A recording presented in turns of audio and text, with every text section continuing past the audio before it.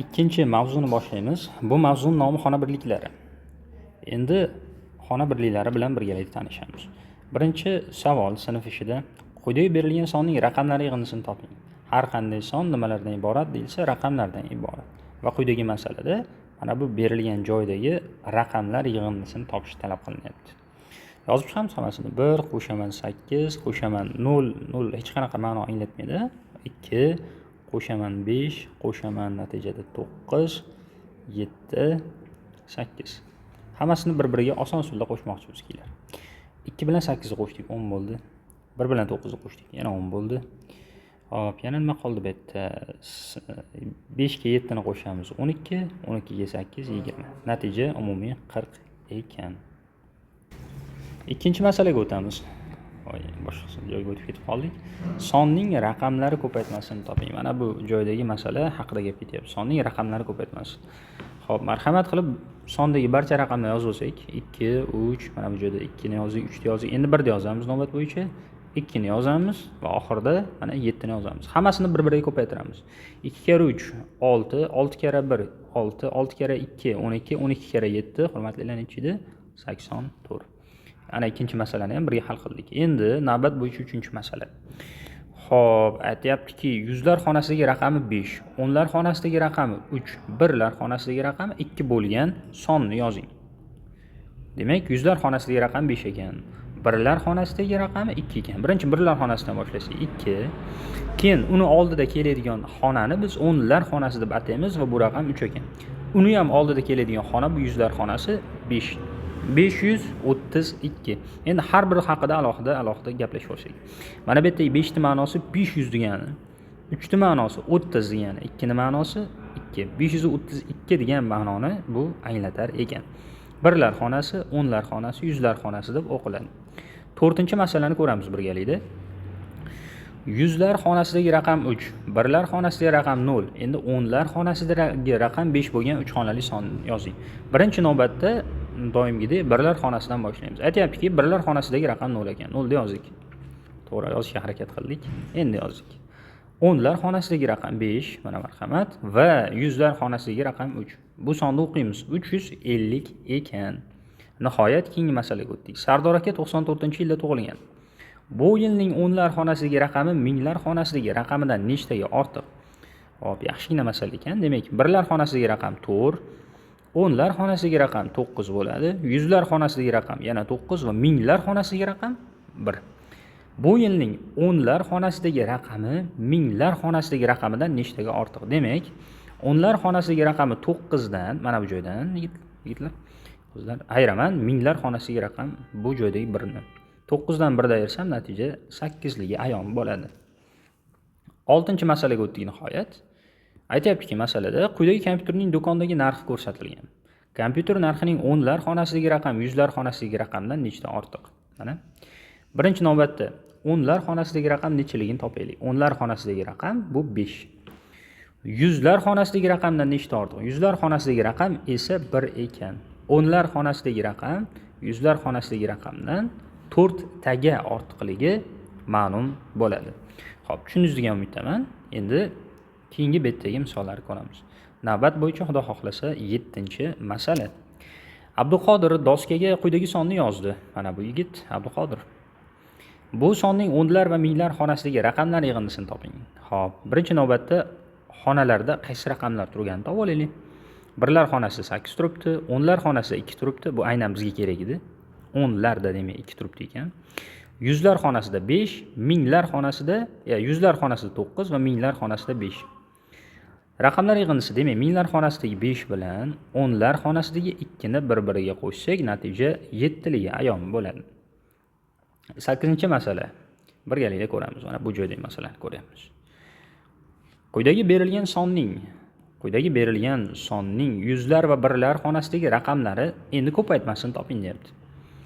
Yuzlar va birlar. Yuzlar xonasida nechi bor? 2 bor. Birlar xonasida nechi bor? 1 bor. Mana shu ikkita raqamning ko'paytmasini topilsa, natija 2 ga ayon bo'ladi. Nihoyat, hurmatlilar, 9-savol. Qalamcha doskaga quyidagi sonni yozdi. Aziz bu sonning toq o'rinda turgan raqamlarini qo'shdi. Sanjar esa juft o'rinda turgan raqamlarini qo'shdi. Aziz va Sanjar hosil qilgan sonlar farqini toping. Qalamcha doskaga quyidagi sonni yoz deyapti ekan. Aziz bu sonning toq o'rinda turgan raqamlarini qo'shdi. Kelar Aziz topgan natijani topamiz. Xo'p, toq o'rinda turgan. Mana birinchi turibdi. Bu ikkinchi, bu uchinchi, to'rtinchi, beshinchi. Toq o'rinda turganlari desa birinchini qo'shadi. Ya'ni 4 qo'shadi. Keyin uchinchidagini qo'shadi. Ya'ni 6 ni qo'shadi. Va oxirida 5-chidagini qo'shadi. Ya'ni nima? 2 ni qo'shadi. Endi Sanjar qo'shgani bular juft o'rindagilar. Mana bu 2 ni qo'shadi va nima? 4 ni qo'shadi. Ikkinchi o'rinda turgan bilan 4-o'rinda turgan, ya'ni 5 ni qo'shamiz va 9 ni qo'shamiz. Hop. Sonlar farqini topish kerak ekan. Aziz topgan sonning yig'indisi 12, Sarvar topgan sonning yig'indisi esa Sanjar topgan sonning yig'indisi 14. Ularning farqi Sanjar topgandan Aziz topganni ayirsak hosil bo'ladi. 14 ayrilgan 12. Natija necha ekan? 2 ligi ma'lum bo'ladi. 10-masalamizda Nodir quyida berilgan sonning toq o'rinda turgan raqamlarni ko'paytirdi. Nigora esa juft o'rinda turgan raqamlarni ko'paytirdi. Nodir va Nigora hosil qilgan sonlar farqini toping. Demak, Nodir va Nigora R deymiz Nodirni. U aytayaptiki, toq o'rinda turgan raqamlarni Nodir ko'paytiribdi. 1 bo'lsa 2, 3, 4, 5, 6 desak, Nodir mana 5 ni oldida uni 3 dagi, ya'ni 3-o'rinda turgan 1 bilan ko'paytirdi. Keyin uni 5-o'rinda turgan 3 bilan ko'paytirdi. Shunda Nodir topgan son 15 ligi ma'lum bo'ladi. Ana endi Nigora uni A bilan belgilaymiz, chunki oxirgi harfi A ekan, Nodirda R ekan. Xo'p, Nodir Nigora esa juft o'rinda turganlarni oldi mana. 2-chida turgan 2 ni oldi, 4-chida turgan 6 ni oldi va 6-chida turgan 2 ni oldi. Hammasini ko'paytirdi. Natija 24. Endi farqini toping. Nodir va Nigora topganlarni. Nigora topgani ko'proqligi uchun unikidan Nodirkini ayiramiz. 24 ayiraman 15. Natija A ayirib R teng 9. Marhamat, 10-misolni ham birgalikda hal qildik. Keyingi misollarga o'tamiz. Xo'p, 11-misol. Hoshim aytayaptiki, quyida berilgan figuralarni ketma-ket qo'yib 5 xonali son yozmoqchi. U dastlab 4 burchaklardan keyin esa aylana figuralardan foydalandi. Figuralar bir nechta bo'lganda dastlab eng katta raqamli figurani yozadi. Hoshim bunday tartibda qanday son yozishi mumkin deyapti. Demak, shu bo'yicha dastlab qaysi figurani qo'yish kerak ekan? U dastlab 4 burchaklardan, keyin esa aylanalardan foydalanadi. Figuralar bir nechta bo'lganda dastlab eng katta raqamli figurani yozadi. Hoshim bunday tartibda qanday son yozishi mumkin? Demak, birinchi 4 burchak qo'yar ekanmiz, to'g'rimi? 4 burchaklarda qaysi raqamlar bor? 7 bor, 2 bor va 1 bor. Eng kattasidan boshlar ekan u. Kelar 7 ni boshlaydi birinchi. 2 kelar navbat bo'yicha, keyin 1. 4 burchaklar hammasini yozib bo'ldik. Endi navbat aylanalarga. Aylanalarda ham kattasini birinchi yozadi. 5 ta yozadi, keyin 0 yozadi. Hosil bo'lgan son 72150. 12-savolga o'tamiz, hurmatlilar. Quyida bir nechta raqamlar yozilgan. Rangli sharlar berilgan. Saidazim sharlar ketma-ketligini o'zgartirib 5 xonali son hosil qildi. Dastlab u eng boshiga qizil, keyin esa ko'k rangli sharlarni qo'ydi. So'ngra yuzlar xonasiga 2 raqamli sharni, birlar xonasiga esa yashil rangli sharni qo'ydi. Saidazim qanday son hosil qilgan? Demak, hamma shartlarni boshqatdan o'ylashimiz kerak bo'ladi. 5 xonali son hosil qildi. Eng boshiga qizil. Demak, qizil sharda necha bo'lsa o'shani yozamiz. 9 edi. Yozdik. Shart bajarildi. Keyin esa ko'k rangli sharni. Ko'k rangda mana bu joy 1 ni qo'ydik. Bajarildi. Ko'kni ham o'chirib qo'yamiz endi, oson bo'lish uchun. So'ngra yuzlar xonasiga 2 raqamli sharni qo'ydi. 2 raqamli shar mana bu sariq. Yuzlar xonasiga qo'yibmiz. Birlar xonasiga esa yashil rangli sharni qo'ydi. Birlar xonasiga mana bu yerda birlar xonasi 5 ni qo'yamiz. Endi tabiiy ravishda o'nlar xonasiga necha qolib ketdi? Faqatgina 3 qoldi mana. 5 birlar xonasida, 3 o'nlar xonasida, 2 yuzlar xonasida, 9 bilan 1 bo'lsa yuqoridagi shartdan anglashilyapti. Hosil bo'lgan son 91235. 13-masala, hurmatlilar. Abdushukur telefon paroliga turli raqamli eng katta 4 xonali sonni tanladi. Bu sonning minglar va o'nlar xonasidagi raqamlar yig'indisini toping. raqamlari turlicha bo'lgan eng katta 4 xonali son.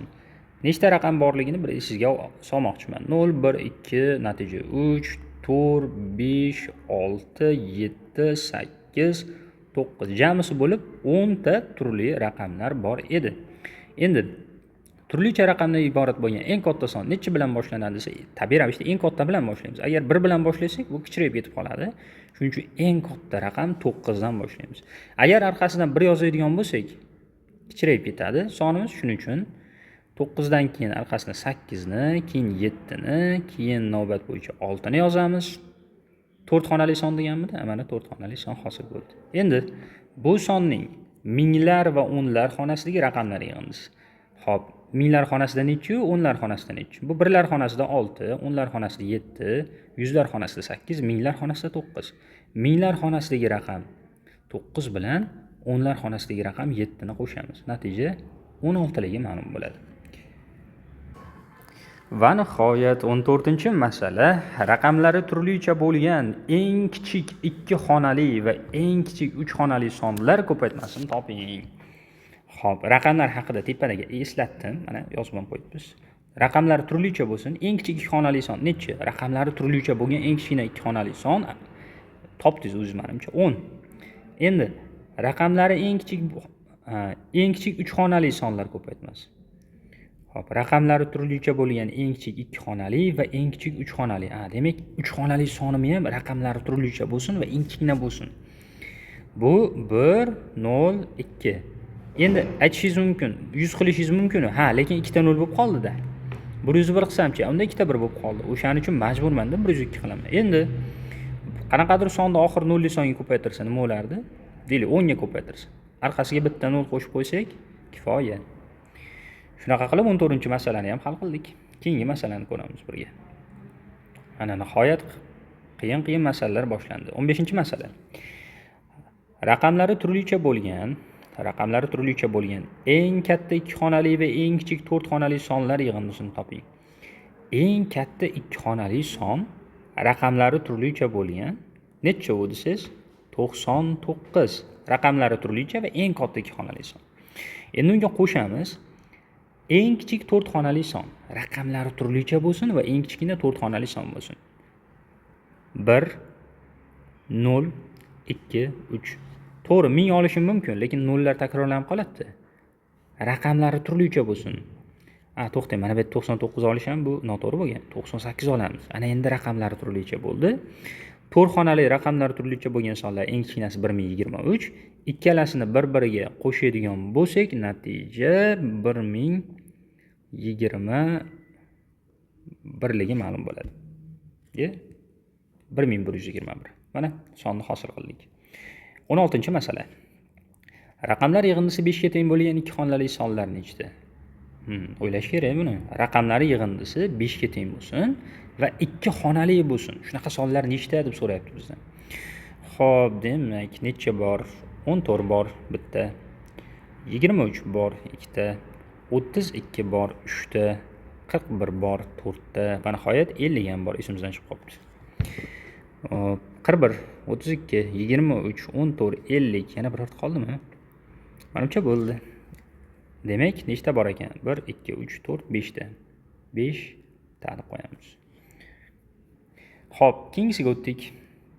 Ravshan qog'oz bo'laklariga raqamlar yig'indisi 6 ga teng bo'lgan 3 xonali sonlarni yozmoqchi. Unga jami nechta qog'oz bo'laklari kerak?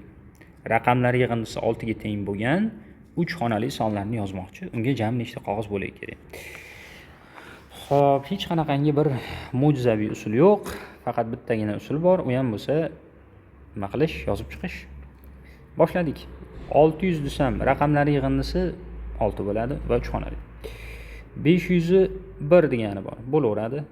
510 degani bor. Raqamlar yig'indisi 6, to'g'ri keladi. Endi 4 ga tushamiz. 411 misoldan. Keyin 402 degani bor ekan.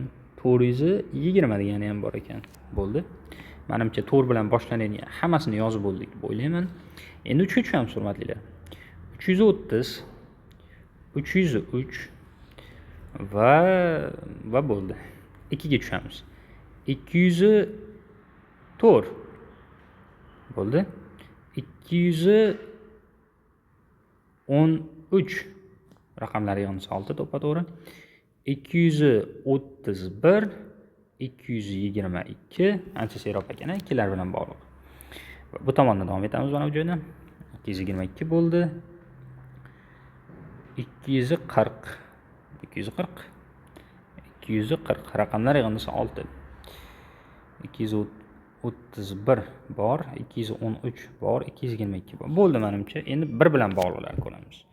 105 150 141 132 123. Hop.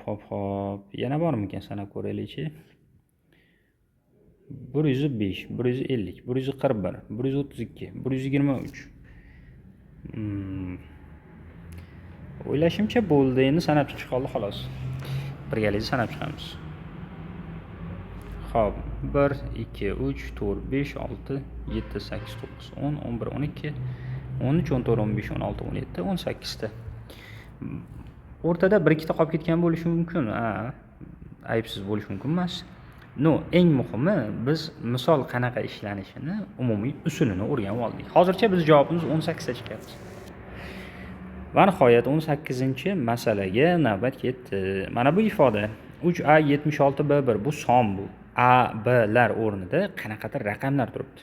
6 xonali sonning toq o'rnida turgan raqamlar yig'indisi 15. Juft o'rnida turgan raqamlar yig'indisi esa 11 ga teng bo'lsa, A, B ko'rinishidagi 2 xonali son nechaga teng? Demak, masalani quyidagicha hal qilamiz. Toq o'rnida turgan raqamlar yig'indisini yozamiz. 3 qo'shaman 7. Mana bu birinchida turibdi, uchinchida turibdi, beshinchida turibdi. Mana bu B deganimiz. Qo'shuv B.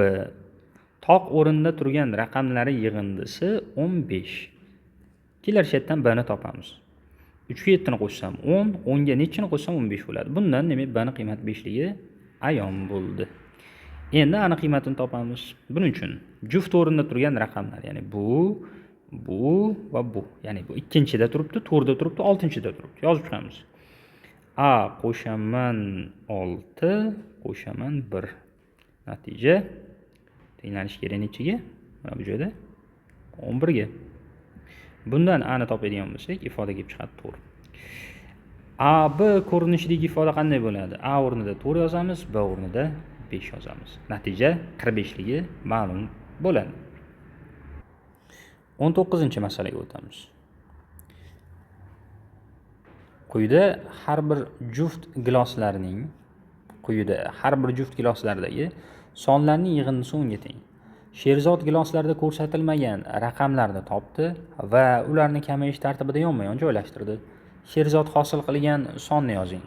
Demak, birinchi navbatda yetishmay turgan sonlar yozib chiqaylik. 3 yetishmaydi, bu joyga 4 yetishmaydi, bu joyga 8 deymiz, mana bu joyga 5, bu joyga 9 deymiz va bu joyga 6. Kamayish tartibida yozamiz. Xo'p, demak, birinchi navbatda nima deyapti? Kamayish tartibida yozishimiz uchun eng kattasini yozib olishimiz kerak. Eng kattasi bu 9, keyin keladi, mana 8, 9 yoziga, 8 yozik. Davomida 6, undan keyin keladi 5, undan keyin 4 va undan keyin 3. 6 xonali son hosil bo'ldi. Bu son 986543 ekan. Xo'p, hurmatlilar, 20-savolga o'tdik. Raqamlari ko'paytmasi 6 ga teng bo'lgan 2 xonali sonlar nechta? Mana bu 20-savol. Raqamlari ko'paytmasi 6 ga teng bo'lgan 2 xonali sonlar.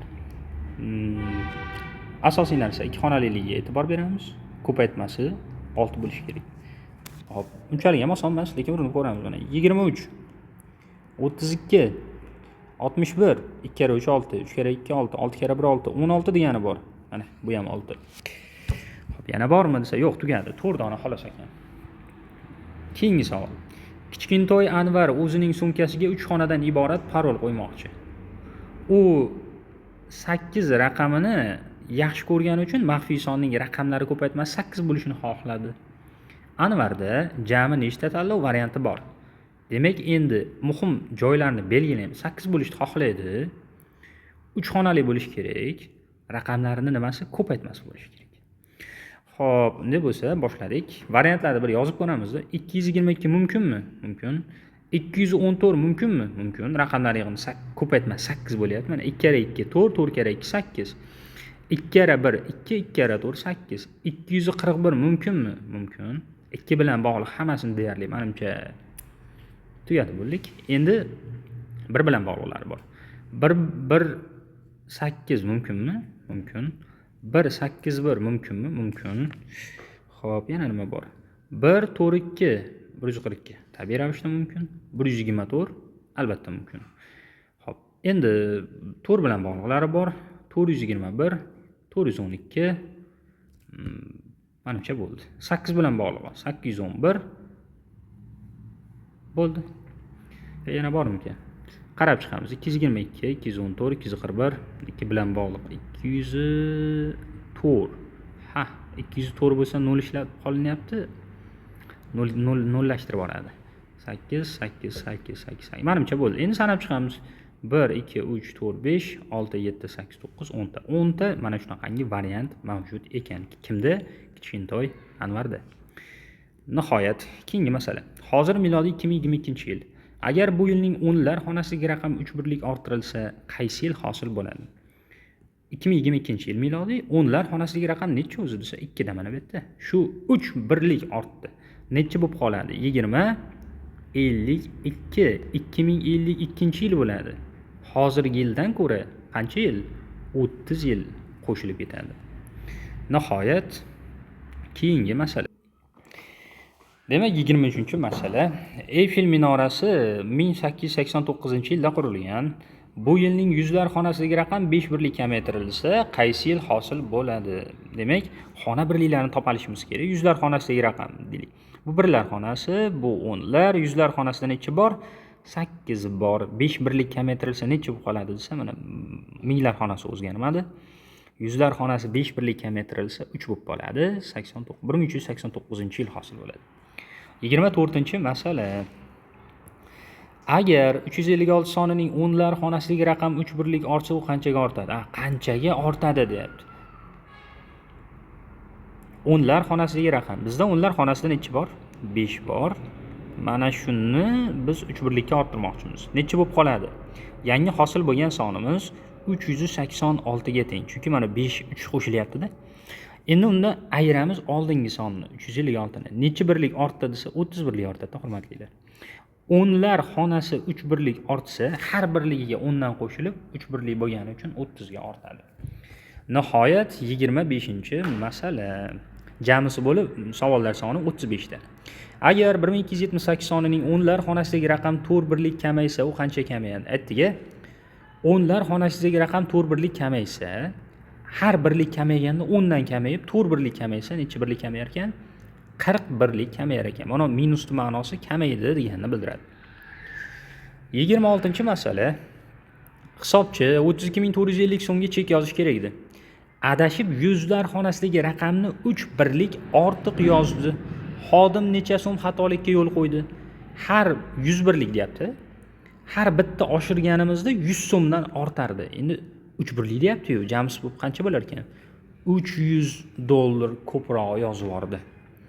27. Agar natural sonning o'nlar xonasidagi raqam 2 birlik kamaytirilsa, son qanday o'zgaradi? Har bir birlik kamayganda o'nlar xonasi 10 dan kamayadi, 2 birlik kamaysa 20 ga nima qiladi? Kamayganini ko'rish mumkin. Nihoyat, 28-masala. Natural sonning yuzlar xonasidagi raqam 5 birlikka ortdi, son qanday o'zgaradi? Yuzlar xonasidagi raqam 5 birlikka ortdi. 1 birlikka ortganda 100 dan qo'shilar edi. 5 birlikka ortgani uchun 5 barobar ko'p-ku 500 ga ortadi. 29. Agar natural sonning yuzlar xonasidagi raqam 6 birlikka kamaytirilsa, son qanday o'zgaradi? Har birlikka kamaysa 100 dan kamayardi. 6 birlikka kamaygani uchun 6 barobar ko'proq 600 ga kamayadi. Nimaga? Qayerdan bildik? Yuzlar xonasidagi raqam. 1 birlik qo'shsak 100 qo'shiladi. 1 birlik ayirsak 100 ayiriladi. 6 birlik ayrilsa minus 600, ya'ni 600 ga kamayadi miqdor. Nihoyat, keyingi masalalarga o'tamiz. 30-masala qiziqarli rasmli masala ekan.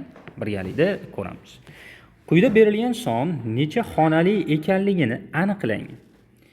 Xo'p, demak, yaxshigina bosh qotirmaga o'xshaydi. 10, 11, 12, 13 mana shu tahlil to 30 gacha davom etyapti. 10 dan boshlab 30 gacha. Savol: 10 dan 30 gacha bo'lgan sonlar yozib chiqilsa, jami necha xonaligini qayerdan bilardik? Oxirgisidan eng boshidagini ayiramiz. 20 chiqdi. Demak, 20 ta son bor va har bitta son ikkitadan raqamdan ifodalangan. Mana 10 bor-ku, nechta raqam? 2 ta raqam. 11 da ham 2 ta raqam. Shuning uchun 20 ni 2 ga ko'paytiramiz. Jami 20 ta son bor, har biri 2 tadan raqam.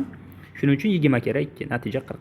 Demak, bu joyda 40 ta raqam bor. Buning ma'nosi 40 xonali ekanligini anglatadi. Xo'p, davom etamiz. 31-masala. Masala shartida aytilyaptiki, 1 dan 40 gacha bo'lgan sonlar bir qator qilib yozildi. Qishib ketib qoldik, uzr.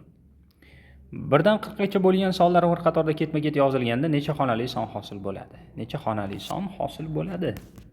Boshladik. Yozib chiqaylik bir nechtani? 1, 2, 3, 4, 5, 6, 7, 8, 9 va muhim palla 10, 11, 12, 13 va shu tahlil to nechigacha desa 39, 40 gacha. Muhim pallani ma'nosini tushuntirib beraman. 1 dan 40 gacha barcha sonlar yozildi, necha xonali son hosil bo'ldi? Buni qanaqa topamiz desa, mana bunaqa ish qilamiz. 1 dan 9 gacha har bitta son nechta raqam bilan ifodalandi? Bittadan raqam bilan. 1 dan 9 gacha nechta son bor? Albatta 9 ta. Endi 10 dan boshlab mana bu joy to 40 gacha har bitta son 2 tadan raqam bilan ifodalangan. Savol: 10 dan boshlab 40 gacha o'zi nechta son yozganman? Buni bilish uchun oxiridagi 40 dan 10 ni ayiraman va chiqqan natijaga 1 qo'shaman. Bu oltin qoida. Oxirgidan boshini ayirib 1 qo'shish kerak. Natija 40 bittaligi ma'lum bo'ladi. Demak, 40 bitta son mana bu joyda mavjud. Va har bitta sonni yozish uchun nechtadan raqam ishlatiladi? Masalan, 13 ni yozish uchun nechta raqam ketgan? 1 va 3, 2 ta raqam, to'g'rimi? 40 bitta sonni jamini yozish uchun bo'lsa, har biriga 2 tadan ketsa 82 ta raqam ishlatilgan. Ana endi jami raqamlar soni nechta desa 9 ga 82 ni qo'shamiz, natijada hop 91 ta raqam ishlatilgani ma'lum. Ya'ni 91 xonali son paydo bo'ladi. Tushundilaring degan umiddaman. Tushunsalar juda xursand bo'laman.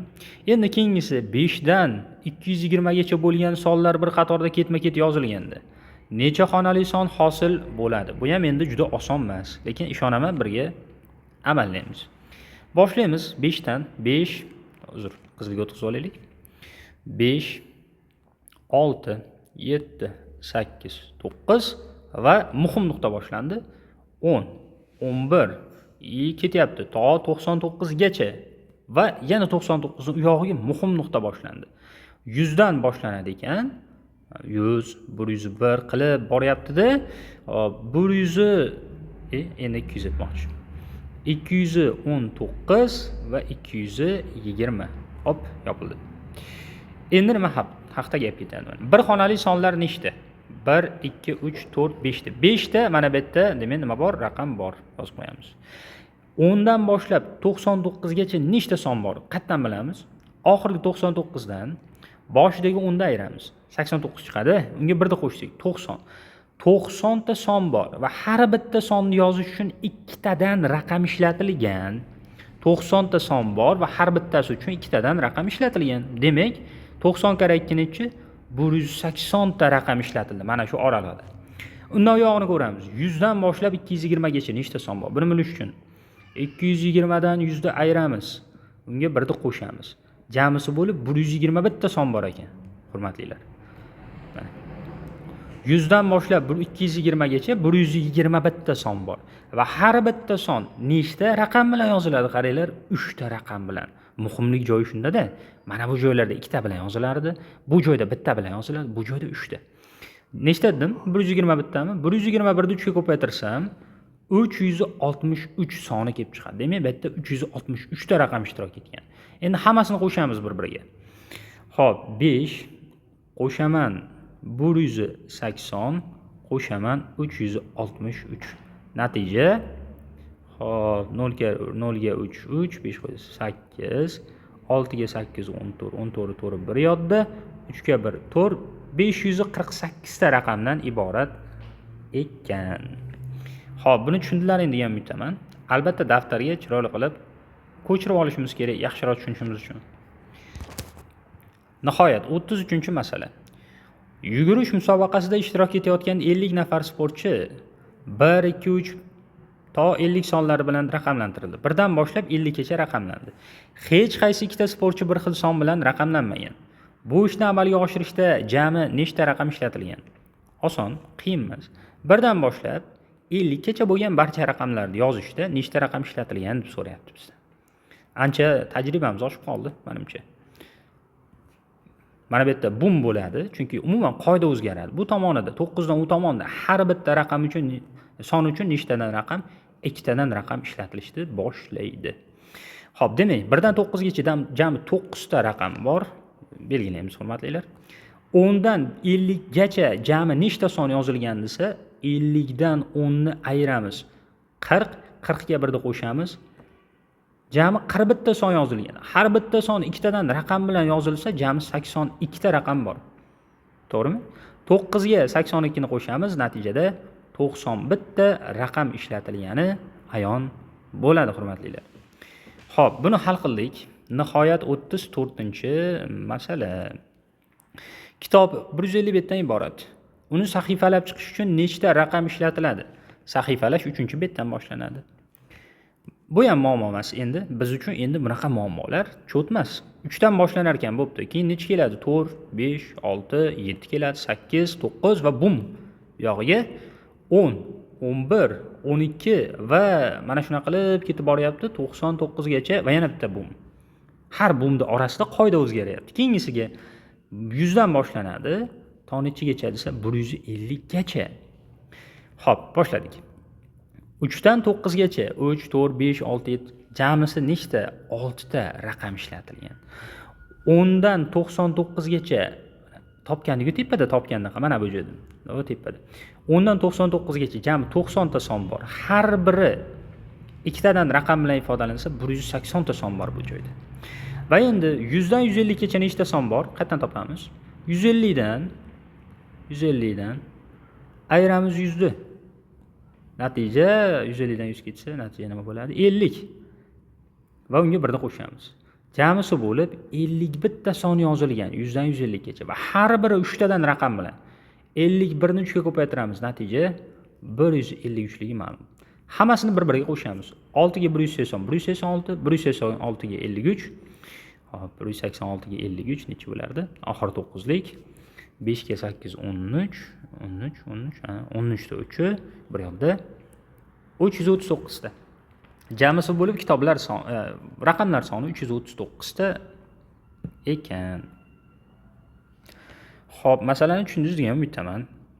Tushunmaganlar diqqatiga sizda qaytadan ko'rish imkoniyati bor videoni. 35-masala. Kitobni sahifalash uchun jami 85 ta raqam ishlatildi. Kitob necha betdan iborat ekanligini aniqlang. Sahifalash 3-betdan boshlandi. Bu vaziyat ancha-muncha og'ir. Endi biz jami raqamlar nechtaligidan kitobni beti nechtaligini topishimiz kerak. Meni yordamim albatta sizlarga bu joyda kerak bo'ladi. Demak, boshlandi nimadan? 3-betdan 3 deymiz. Hop, qizilga o'tkazib olamiz. Qulay bo'lish uchun 3 deymiz. Navbat bo'yicha 4, 5, 6, 7, 8, 9 bum ketdi. Yo 10, 11 mana shunaqa qilib to nechigachadir boryapti. Jamisi 85 ta bo'lyapti. Xo'p, qanday qilib ishlasak bo'lar ekan? Kelamda ish qilamiz. Xo'p, jam 85 ta-yu, shuni birlar xonasida nechtasi birlar xonasidagi raqamligini topib, uni ayirib tashlaymiz. 1, 2, 3, 4, 5, 6, 7. 7 tasi birlar xonasidagi raqam ekan. 85 ta raqamdan 7 ni ayiradigan bo'lsak, 85 dan 7 ketsa, natija hop, nima chiqadi? 78. 78 ta raqam qoldi. Ya'ni birlar xonasidagilari chiqib ketsa, 78 ta raqam qoldi. Buning ma'nosi mana bu ikkitalik qilib yozardik-ku, 10lik. Onlar xonasidagi raqamlar. Shundan 78 ta ishlatilgan. Endi har bitta son uchun ikkitadan raqam ishlatilgani ma'lum bo'lsa, 78 ta raqamni nechta ikki xonali songa ishlatib yuborish mumkin? Buni bilish uchun 78 ni 2 ga bo'lamiz. Natija 39. Demak, 10 dan boshlab hisoblaganda yana 39 ta son yozilgan ekan. 10 dan boshlab hisoblaganda 39 ta son yozilibdi. Endi buni qanday hal qilamiz? 10 ni o'zi bilan hisoblasak, demak 10 dan boshlab hisoblaganda 39 ta. Jamisi nechta bo'ladi? Bu yerda demak sonlar desa, 10 dan boshlab 38 gacha yozgan. Chunki 10 dan 38 gacha nechta yozuv borligini 38 gacha emas, 48 gacha. 10 dan 48 gacha nechta son yozilgan desa qana topardik? 48 dan 10 ni ayirardik. Natija 38 bo'lardi. Keyin nima qilardik? Birda qo'shib qo'yardik. 39. Demak, 10 dan boshlab 48 gacha sahifalangan. Jamisi bo'lib necha sahifadan iborat desa, kitobimiz 48 sahifadan iborat ekan deymiz. Hop, bilaman, bu oson bo'lmadi. Videoni qayta-qayta ko'rib, to'xtatib, kerak bo'lsa qo'shimcha manbalardan ochib qarashga baribir to'g'ri keladi. Hop, nihoyat 36-masalani birga ko'ramiz. Kitobni sahifalash uchun jami 427 ta raqam ishlatildi. Kitob necha betdan iborat ekanligini aniqlang. Sahifalash 3-betdan boshlanadi. Hop, kelar bu joyda sal kengroq joy hosil qilib olamiz. Sahifalash 3-betdan boshlansa, boshladik.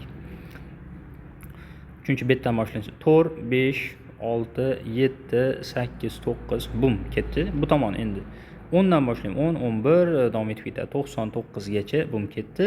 Bu tomon necha desa 100 dan boshlanyapti-da, nechigachadir ketadi. Hop, birinchi 3 dan 6 gacha jami nechta raqam ishlayapti desa, 3 dan 6 gacha jamisi 7 ta raqam ishlaydi. 1, 2, 3, 4, 5, 6, 7. Endi 10 dan 99 gacha jami 90 ta raqam bor va har bittasi ikkita raqamdan 90 ta son bor. Har bitta son ikkita raqam bo'lgani uchun 180 ta son bu yerda ishlayapti. 3 xonali sonlarga o'tguncha o'zi bu joyda 187 ta raqamni biz nima qilyapmiz? Ishlatib qo'yapmiz. Endi savol, 3 xonali sonlarni yozish uchun nechta raqam kerak bo'ladi? Qolyapti. 427 dan ayiramiz 187 ni. 7 dan 7 0 qoldi, 12 dan 8 4 qoldi. Mana bu joyda bir yodda berilgan hisobga 3 bo'lib 240. 240 ta raqam mana bu joyda yozilyapti ekan. Har bitta sonni yozish uchun 3 tadan raqam ishlatilgani hisobga olinsa, 240 ni 3 ga bo'lsak, nechta son yozilgani ma'lum bo'ladi. 80 ta son yozibmiz. Shunaqa ham hurmatlilar. 100 dan buyog'iga jamisi bo'lib 80 ta son yozgan ekanmiz. Savol, nechigacha yozamiz? 179 gacha. 100 dan 179 gacha 80 ta son yozamiz. Chunki mana 179 dan 100 da ayiramiz 79, birda qo'ysak 80. Rosti hamda, masalan, 100 dan 101 gacha nechta son yozasiz? Bitta emas-ku, ikkita yozasiz. Chunki 100 da o'zini ham yozgansiz. Bunda ham demak 179, 100 dan boshlab 100 da o'zini ham hisoblab 80 ta son yozadigan bo'lsak, 179 gacha yozamiz. Demak, kitob sahifalarining jamisi 179 ta ekan. Xo'p, hurmatlilar, bu joyda men o'chirib qo'yaman, o'chirib tashlayman. Videoni orqaga qaytarib ko'rib olishlaring mumkin bo'ladi va nihoyat 37-38-masalalarga navbat yetib keldi. Xo'p, boshladik. Qulpnay va mana bu nima? Qulpnay va apelsin, qo'ziqorin. Qulpnay va qo'ziqorinni birgalikdagi yig'indisi qancha? 3 ga nechini qo'shsak 9 bo'ladi. Qulpnay aniq bildik 6-nigini. 9 ga 4, 13, 13 da 3, biri yodda, hurmatlilar, mana bunday ketyapti. Endi haligi bir yoddan 3 ga bersam, mana bu joy 4 bo'lib qoladi. Qo'ziqoringa 4 ni qo'shsam 5 chiqar ekan. Qo'ziqorin birligi ma'lum. 6 qo'shaman 1 teng 7. Mana birinchisini oson hal qildik. Endi navbat 38 ga. Boshladik. 6 ga 1 7, mana deysiz. Mana bu narsaga nimani qo'ysak 9 chiqar ekan. Bu nima bo'lishi mumkin? Tabiiy ravishda buni nomini 0 deymiz. Raqam 0 ga 9 ni qo'shsak 0 bo'ladi. Maymunjon 0 ekan. 7 ga ananas qo'shilgan ekan, 9 bo'lib qolibdi. Demak, ananas nechiligi? 2ligi ma'lum. 2 ga 0 ni qo'shsak natija 2ligi ma'lum bo'lar ekan. Shu bilan Ikkinchi mavzuni savollarini ko'rib chiqqan bo'ldik. Uyga vazifa degan qismi siz hurmatli o'quvchilar uchun qoladi. Natijalarni yozib, uyga vazifalarni to'liq bajaramiz. Hammaga rahmat.